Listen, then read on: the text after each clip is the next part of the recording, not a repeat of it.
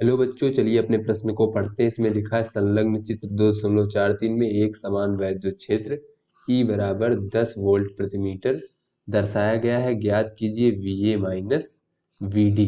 तो बच्चों ये हमारा चित्र 2.43 है और यहाँ पर वैद्युत क्षेत्र की तीव्रता 10 वोल्ट प्रति मीटर इस प्रकार से इस दिशा में दर्शाई गई है बच्चों।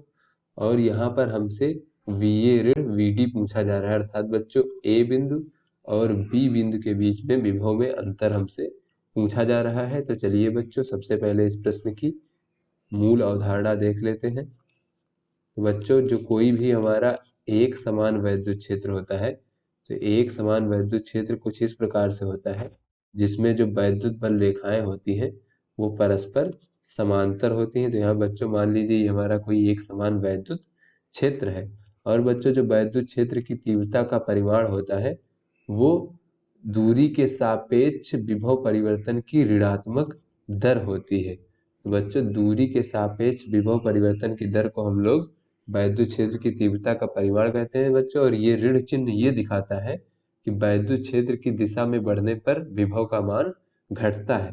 तो यहाँ से बच्चों अगर विभवांतर डेल्टा V बराबर हम देखें तो ये हो जाएगा ऋण E गुणे D। जो बच्चों D है वो वैद्युत क्षेत्र की दिशा के अनुदिश दूरी है। तो यहाँ पे बच्चों अगर हम कोई दो बिंदु ले लें इस प्रकार से, तो ये पहला बिंदु मान लेते हैं, यहाँ पर विभव V1 और ये दूसरा बिंदु मान लेते हैं, यहाँ पर विभव का मान V2 मान लेते हैं बच्चों। और ऐसे में अगर हम दोनों बिंदुओं के बीच में वैद्युत क्षेत्र की दिशा के अनुदिश दूरी D मान लेते हैं बच्चों, तो ये हो जाएगी हमारी वैद्युत क्षेत्र की दिशा के अनुदिश दोनों बिंदुओं के बीच की दूरी। तो बच्चों जो विभवांतर डेल्टा V बराबर हो जाएगा, अर्थात V2 ऋण V1 बराबर हो जाएगा बच्चों वो ऋण E गुणे D। इस प्रकार से हम ज्ञात कर सकते हैं। तो चलिए बच्चों अपने प्रश्न को हल करते हैं। तो बच्चों यहाँ पर हमें दिख रहा है ये हमारा A बिंदु है और ये D बिंदु है।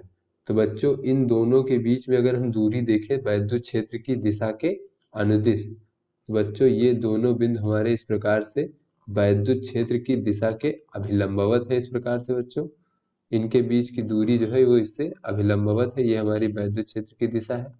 तो बच्चों वैद्युत क्षेत्र की दिशा के अनुदिश दोनों बिंदुओं के बीच जो दूरी है वो शून्य है। तो यहाँ पे लिख सकते हैं बच्चों ए और बिंदु डी के बीच वैद्युत क्षेत्र के